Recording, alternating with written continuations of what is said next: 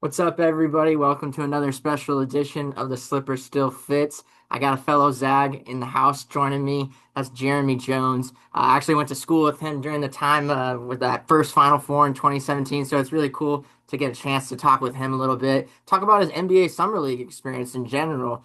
Jeremy, thanks for joining me, man. For sure. Nah, always great to have me. Obviously familiar with Slipper Still Fit, so happy to be on. Yeah, thank you. Appreciate that. Like I said, I want to talk about the Summer League. You just got back from Las Vegas not too long ago. I want to talk about your time with the Memphis Grizzlies. What did you kind of prove about yourself in those games in front of all those different scouts out there? Uh, I don't know. I was just grateful for the opportunity. At 29 years old, for that to be my first summer league Yeah. was still pretty cool. I think you might have saw I posted on LinkedIn. Some of my teammates were calling me Unc because I was the oldest one on the team, and there was a couple other guys that were kind of up there with me in age. So that was cool. But it was a great experience overall. Doing the 5 days in Memphis for training camp, and then having those games in Salt Lake, and then going to Vegas was a long 21 days, but it was fun. I'm glad I got to do it for sure. Man, you're only 29 and they're calling you Unc. That's just crazy to believe. But under the circumstances, I get it why they would call you Yeah. that. No, for Um, sure. We you, were playing the Celtics, and I was doing a little scout and looking up their roster, and I saw that they didn't have anyone that was born in the 1990s. Like everyone was Dang. 2000, and I was like, oh wow, I must be getting a little old. Yeah, geez, I was born in 1997. That's crazy to think. That's crazy to think. During your time in Utah or Las Vegas, it could be anybody, but who was one of the kind of more tougher players that you went up against? Maybe that could be you defending them or just somebody that you noticed. Uh, that's a tough question. Yeah, it is a tough one, I know, but it could be anybody, maybe one of your teammates as well. I don't know. um, I don't really have an answer for that one. I don't, That's all right. yeah, I No, don't. it's all good. Okay, I get it. So, let's move on then. Your story is pretty cool because, like you said, you had stints overseas with professional teams in Austria, Germany, Japan, and then you kind of made this big time move to the G League this past season with the Rio Grande Valley Vipers. What is the grind in that league truly like? Because you hear about it, the developmental league. There's a lot of people that are just looking for that one last shot at making an NBA spot. What have you learned during your time in that developmental league? Yeah.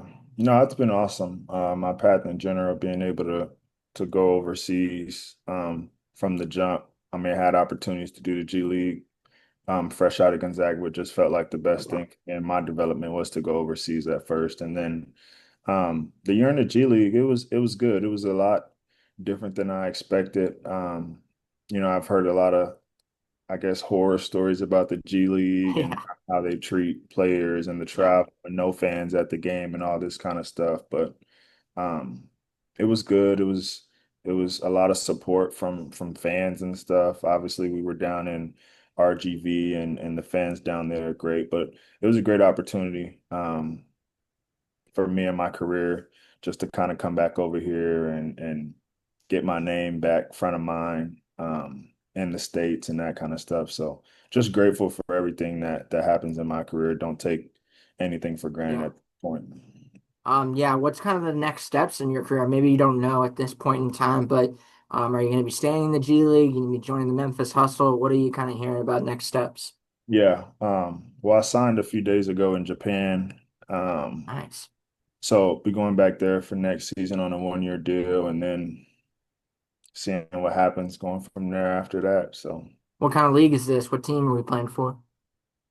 the team is called Fighting Eagles Nagoya. It's a Okay. team I played for in Japan previously. Yeah.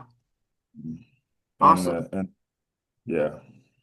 Back to your congrats on that. Congrats on signing. Glad to hear that you're still hooping. And Japan's a pretty cool place to be in for a professional career.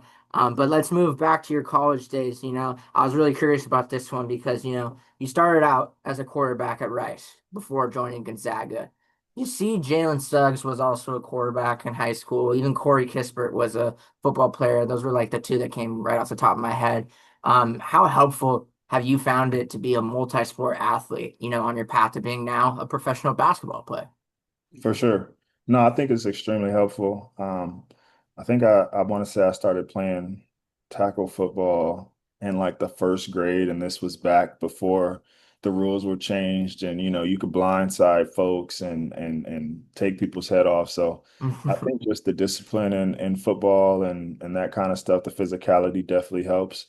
I definitely see two sides of a blessing and a curse for me, at Yeah. least, just because, obviously, if we're doing two sports, you're never really locked in on one. And nowadays, guys are getting locked in on the sport they want to do and spending a lot of time on it, hammering it home. So that's kind of why I decided to, um, I guess, go to Gonzaga and Hmm. kind of on the player development side of things, just because there's always that back and forth of, all right, well, I'm in football season. Now I'm only doing football, basketball season, only in basketball. So I think it's good, but I think maybe at some point, um, for everyone that point's different, but at some point it just definitely beneficial to lock in and hone in on your talents on one thing. Yeah, that's interesting to hear very much so. As I mentioned, I was at school with you during the same time when you were on that 2016-17 team that went to the Final Four. Kind of looking back at it, in your eyes, what made that group so great? Yeah. Well, I mean, we were just together, man. From the jump, a lot of selfless guys. Um, just we felt like one another's success was our success, and I think that was a big part of it. Obviously, guys' work ethic was absolutely insane. Um, that was one of the teams where, you know, guys are watching film on their own and sending clips to each other, or um, just Yeah. together on and off the court, and obviously the coaching was there. The pieces came together. We had some really good players on that team that were in the rotation, and I mean, guys that couldn't get in the rotation that were on the bench. When you talk about like Mhm. obviously Rui Hachimura didn't even really play, Right. and you see kind of where he went. We had Zach Collins coming off the bench. Obviously, he was a Hmm. vital part, but so a lot of talent as well. But the talent with the togetherness and just the camaraderie, it was a lot of fun, and we were able to get pretty far. Yeah, that was one of more of the deepest teams in Gonzaga's history for sure. Man, Jeremy, thanks so much for joining me, giving up a little bit of your time. Love to hear from you and about your future basketball professional career is moving on to Japan or back to Japan, I should say. So congrats again on that. One last one for you. We've talked about it a little bit, but what is it to you that made Gonzaga such a special place in your heart where, players are just really after their playing careers or their college careers are done, they're still thriving in other avenues after school. Yeah, I think it's just that being a Zag and once a Zag, always a Zag. Yes. That work ethic that you kind of have to be a Zag, seeing the Yeah. next person next to you, how hard they work and how hard they're dedicated to their craft. I think the Zags who are most successful have that mentality when they're at Gonzaga, and then those are the folks you see post Gonzaga kind of succeed, whether that be in basketball or in some other type of profession. Fantastic. Love to hear it, Jeremy. Thanks again, man. I really appreciate For getting to sure. talk to you a little bit. Nah, no worries. Yeah, hope you have a good rest of your day and good luck in Japan. Appreciate it. Nice to meet you, bro.